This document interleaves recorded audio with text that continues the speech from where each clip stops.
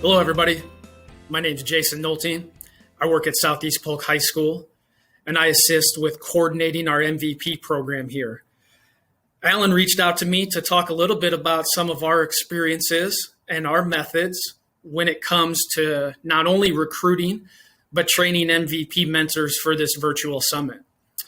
As I go through this information, if it sparks an interest with anybody or anybody wants to follow up with some more information or have a further conversation, I'm definitely always happy to do that. We can definitely extend what I have here and talk further about how we've gotten to this point at Southeast Polk. You can see my email and my office phone number listed right there. So please do not hesitate to reach out if you want to talk a little bit further. To get started, I think it makes sense to maybe just give you a little bit of an overview of how we've gotten to where we are with MVP at Southeast Polk High School. We're currently in our 5th year of programming here. And I think the best way to describe our experiences to this point is that, every year has looked a little bit different. So some of you may just be starting this adventure for the first time. You're just getting it up off the ground. Some of you who are watching this may have been doing this for years. And I think for us, at least, every single year has looked a lot different. When we were first starting and trying to select mentors, that process and how that has looked in terms of getting the program up off the ground looks a little bit different than 5 years in, when some of your students have obviously been through it now as receiving the lessons. They've been on the student side, and now they're joining as mentors. So a little bit of a difference there. And then obviously in this year, this is with our 5th year, we're facing the whole COVID situation, and things even look a lot different with all of that, with hybrid schedules and students online and trying to navigate this whole world. So for us, though, there are some general things that have kind of been the common theme over the course of the 5 years. We're unique in that we're a 9 through 12 building, and we have mentors in both of our senior and junior classes. At any given year, those numbers have ranged from about 75 to 100 mentors per each of those classes. So, 150 to 200 mentors is what we're working with.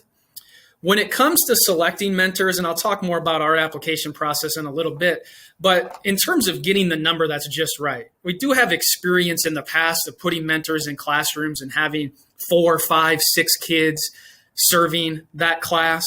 Probably felt like that's too many mentors to have in a room at once. I think the best number, maybe when it comes to mentors delivering lessons to students, is to have 3 students involved up front.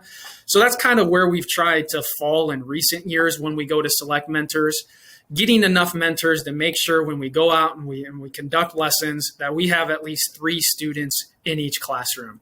I think you could get away with 2 or 4, but I think if you start to go on either side of that, you can get into having some issues there potentially. When it comes to delivering the lessons, we go into advisement classes here is what we have. You can see our lessons are conducted over the course of a 24-minute period. There's different thoughts of that. Is that enough time? Is it too little? I would definitely say it's not too much. For some of our students, it's just right. For others, we could definitely take a much longer class period to try to iron out some of these topics that we're diving into. So everybody looks a little bit different there in terms of schools doing this. But for us, it's advisement. It's a 24-minute lesson. By the time we get going into it, it's about 20 minutes total. And we're typically trying to deliver lessons now at this point. And if it wasn't a COVID type of year, we try to do about 10 to 12 lessons or so in a given school year. So you're looking at about 5 or 6 a semester. So it ends up being kind of a bi-weekly or maybe a couple lessons every month process at Southeast Polk. When we go and deliver these lessons, we have about 50 classrooms that we're covering at once. So it does get a little chaotic in that regard, having all these mentors out teaching these lessons. But, you can see based on our numbers, the amount of classrooms that we have. And then, we're trying to get somewhere in the ballpark of 2 to 4 mentors in each one of those rooms. We also then, when our mentors are not delivering the lesson in advisement, they are in their own MVP advisement section. So currently I have a group of about 100 seniors, and I got about 75 junior mentors that we have just in advisement. And I have that with 3 other staff members assigned to each group. So in the early going, I was kind of running this by myself with the assistance of some administrative support, some counselor support, just kind of a random teacher or so here. Now we've kind of shifted gears. We've took mentors, we've put them in their own advisement. So we have basically a standing meeting with them, a time where we can get together and prepare them for lessons that are going to come in the future every single week. And I don't have to do that alone. I think if you get other staff involved, and in our case, it's 3 for each. Those are about 7 of us that are pretty heavily involved in trying to prepare these individuals to be mentors, to teach them how to facilitate lessons and all the other things that we want them to do in terms of leadership and climate and culture within the building.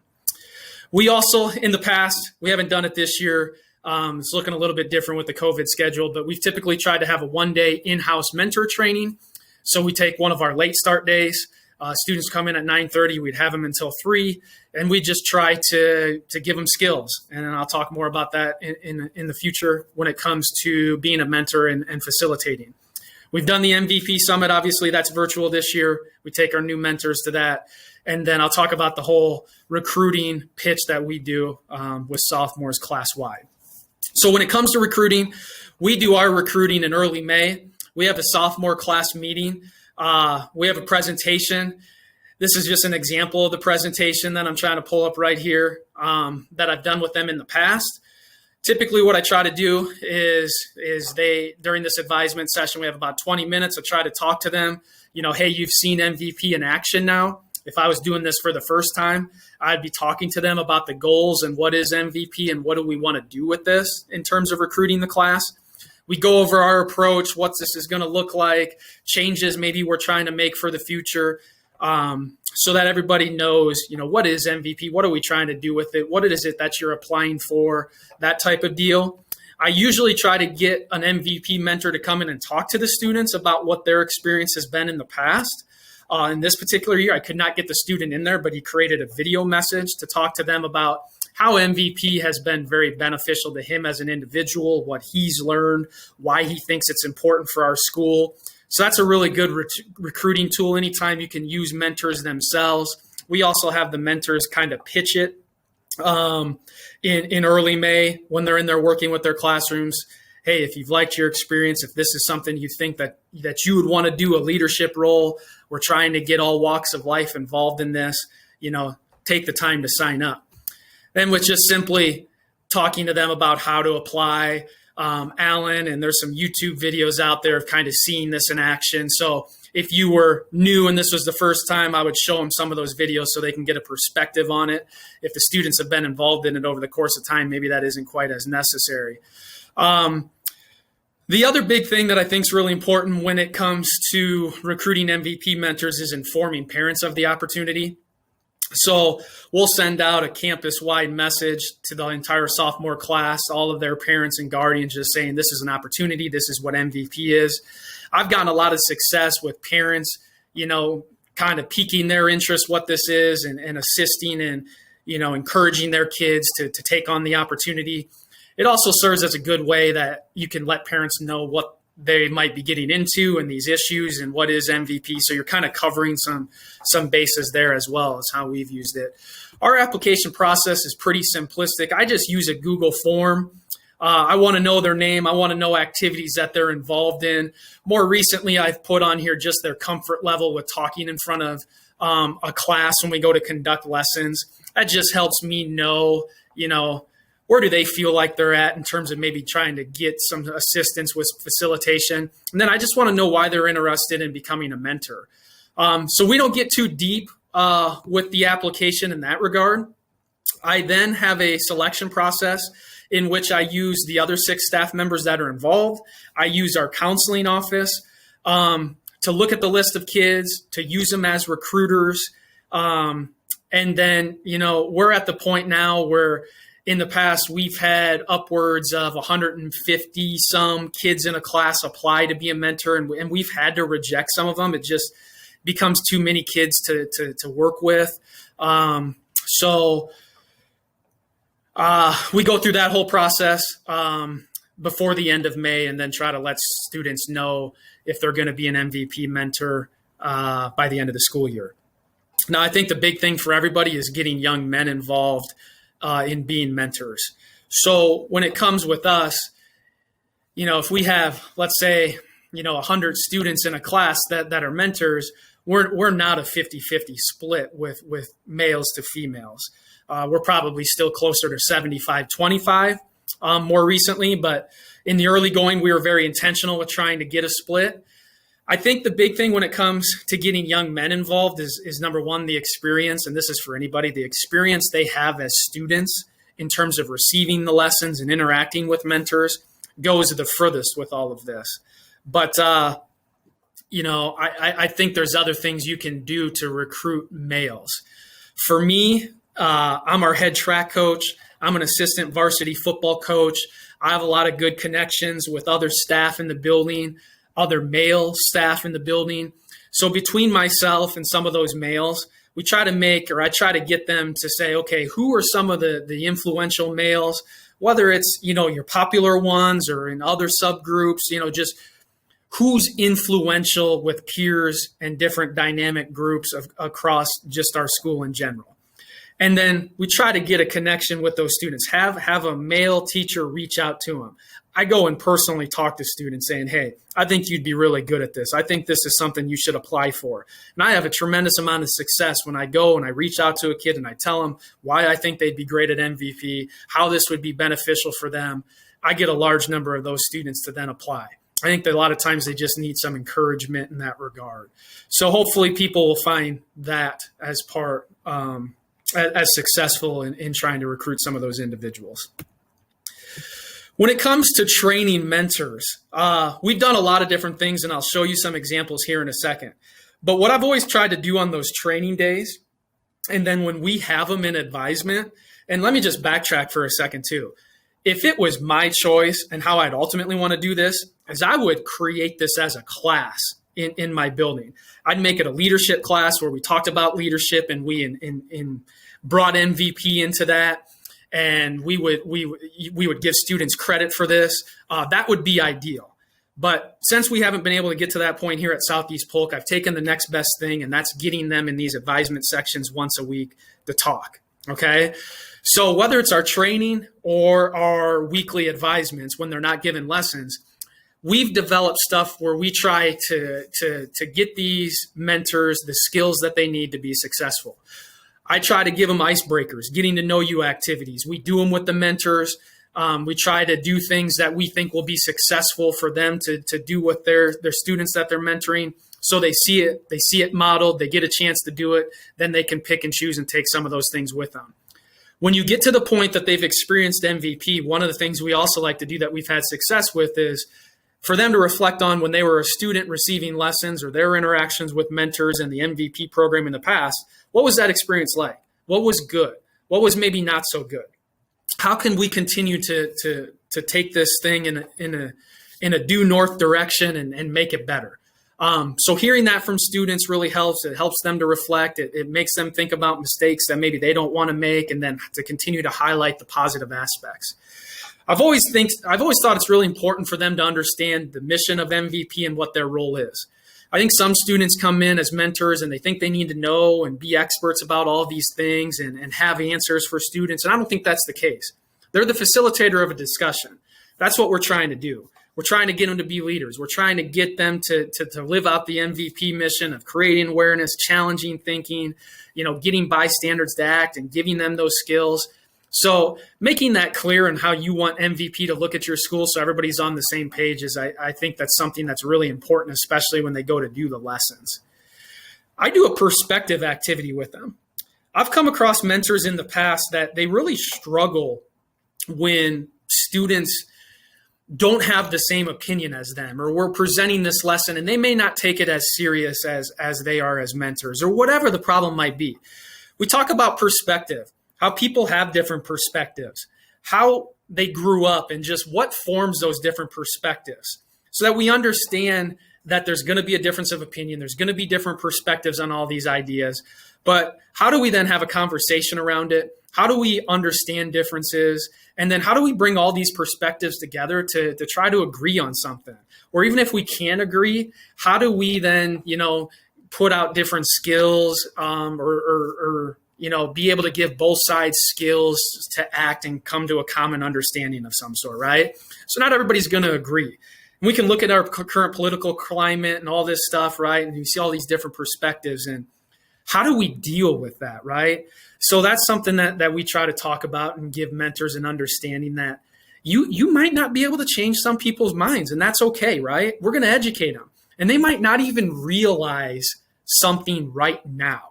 But we did something to lay a foundation that maybe 5 or 10 years from now is going to assist these kids down the road. So we do a lot in terms of trying to talk about that. Then we have to talk about the bystander effect, barriers to intervention, ways to intervene. We try to give them facilitation tips and activities, just really trying to kind of come to a common understanding there. We feel like that's the root of MVP and the root of the lessons. So how can we become better at that? On top of that, our training really is also focused on and trying to weave in throughout the course of the time that we have mentors or just MVP staples that I'm sure you've heard about. So I won't take a lot of time here. I'm sure Alan's come to your school and talked about this, or you've been trained in some way, or you have access to these activities. But the leadership activity, the box, types of abuse, respect, doing the agree, disagree, unsure. I think the biggest thing you can have mentors do is practice facilitating lessons and scenarios and going through these agree, disagree, unsure activities and figuring out how would they navigate that. So they see a model and then they get to practice it and they get, a little bit better at it and get a better understanding of all of this through our advisement lessons, through our training before they go and conduct lessons in the classroom. We try to have a lot of dialogue and conversation around just MVP content and issues whenever we can. And then one thing that we at Southeast Polk probably need to do a better job of is we haven't talked a lot about disclosure practices. If somebody discloses something to you as a mentor, what do you do? I mean, I've had students come to me and we've talked and we've had brief things, but we need to probably do a little bit better job with that. I know that's a fear of some people of disclosure and things of that nature. So that's one thing that I would put out there that, I know that there's some things that MVP does and some things that people have spoke about, maybe even in this virtual summit to pick up on that can definitely be helpful. So when it comes to training, I mean, that's probably a 500-foot view. I can go into this and I can send you examples. I mean, I know I'm limited for time here and I'm probably already over what Alan wanted me to do for 15 minutes, but this is just an example of a slide of our training, right? Where we talk about and we go through these different things. I'm be more than happy to send these things to you if you just give me an email. One of the things I didn't mention is I think it's important to have a plan of how do you want to communicate with your students. So we use Canvas as a learning management system at Southeast Polk High School. So I have a Canvas page for MVP. This is all of their junior and senior regular information for classes. This is where I house presentations, their advisement group, any sort of resources that we do, the calendar of presentations, when we're going to go and talk, what we're going to do, and how we stay organized. So you definitely have to have some sort of organizational piece, electronic way to communicate with students and things of that nature to have success as well. A couple other things I just want to leave you with as final thoughts. When it maybe comes to training or just having success with the MVP program in general, is I think it's important to think a little bit about the size of your program. It is a challenge at Southeast Polk when you have 150 to 200 mentors to train them, to go and give 50 lessons in a class period. You know what I mean? I mean, there's just a lot of working pieces involved with that. I don't want to say it's not a good thing to get kids involved. It is. It kind of sucks that we have to turn some kids away and I want to take them all and things of that nature. But really being able to work with a small group and really have a lot of quality instruction with them if you're at a smaller school and things of that nature, this program would work really, really well. When it starts to get to the size as it is at Southeast Polk, you got to do some unique things with the schedule and really getting some other staff involved to probably have success. You need in order to make this successful, you need to be intentional with your schedule and how you're doing this. So we're doing lessons during advisement. We have these students, we can get connections with them in advisement. Before I had them in advisement, I was having optional before or after school meetings, that types of thing. So you have to have a structure of how are you going to work with the students? How are you going to get lessons out to them? How are you going to grow this thing in your school? When are you going to go and do the lessons? Things like that. So how does it fit in your building schedule is really important. You need to definitely have the support of administration at your building and district level, which I'm thankful that we do here. One other big thing is just the support of teachers in general is really important. So when it comes to that, what I'm trying to say and talk about there is that I have had teachers that don't feel comfortable with MVP taking place in their classrooms, or they don't think students should be delivering this type of content to other students. That's a challenge, okay? So having conversations with those teachers, having a staff meeting and letting all teachers know what is MVP, what are we trying to do, what is their role? Okay, this is really important. What is their role when students are coming into their classroom and conducting these lessons? Do they just sit idly by? Do they assist in the conversation? I think it has to be a happy medium there, right? And especially if mentors are struggling, you just can't let them not be successful. So they can't overtake the conversation. Being able to give students feedback and things like that is really, really important. Community partners, that's big. Okay, when it comes to training mentors, I'm lucky here in Polk County Crisis, different advocates that I've been able to work with in Polk County. I've got them to come in and assist me with the training process. Okay. There are certified MVP trainers here in Polk County, people that have been through the program, people that are on the statewide assistance team with me that I've been fortunate enough to meet that can facilitate and know a lot about these and have way more experience with trauma and some of this stuff than I do. I've brought them in to share their experiences and to help train mentors. That's important, I think, to be able to do that, to have the kids be able to hear from somebody else, all right, to be taught by somebody else, right? Almost like a guest speaker format is something that we try to do and have had a lot of success with. I've gotten in front of stakeholders. I've talked to the school board. I've given them updates. I've talked to parent groups about what this is. All of those things, I think, help build support for the program and awareness of what we're trying to do and get people on board. Now I'm at the point, I'll just leave you with these final thoughts. 5 years in, I'm always thinking about how do we expand this? How do we combine it with other groups? We have GSA, we have Huddle, we have Student Council, we have just an endless amount of activities and clubs here. Some of them are trying to serve the same purpose. Teaming up, okay, because we have kids that are in Student Council and these other groups that are MVP mentors, makes sense. How do we, I think a big thing that you have to think about, especially when conducting lessons, training mentors, how do we extend the conversation? We're doing this maybe every other week, once a month, whatever, for 24 minutes in a class. Is that enough to get the result that we want to get? How do we continue these conversations in classrooms? How do we embed this stuff in our curriculum? How do we take health curriculum that's required here, right? And maybe get that to be more 21st century like. I don't know what it is like at some of your schools, but maybe we could do things here to incorporate that further. So keeping the conversation going, embedding this more into our community, getting it in different aspects of the school, I think is important and is something that we're trying to do. As a coach, I'm pretty curious about coaching boys into men, a program through the Iowa High School Athletic Association and the University of Northern Iowa that is out there. Can I have discussions like this with my team, right? And we've done those things. And there's something similar on the girls' side through the union as well. So getting teachers, getting staff members as you get further into this on board, and especially in the very beginning so they know what's going on, is very, very important. So I've went well over my time here. Hopefully you can all forgive me for that and you've gotten something out of this. But I really think it's just scratching the surface of the way that we've done things and the things that I've learned in terms of working with MVP mentors and facilitating this for 5 years.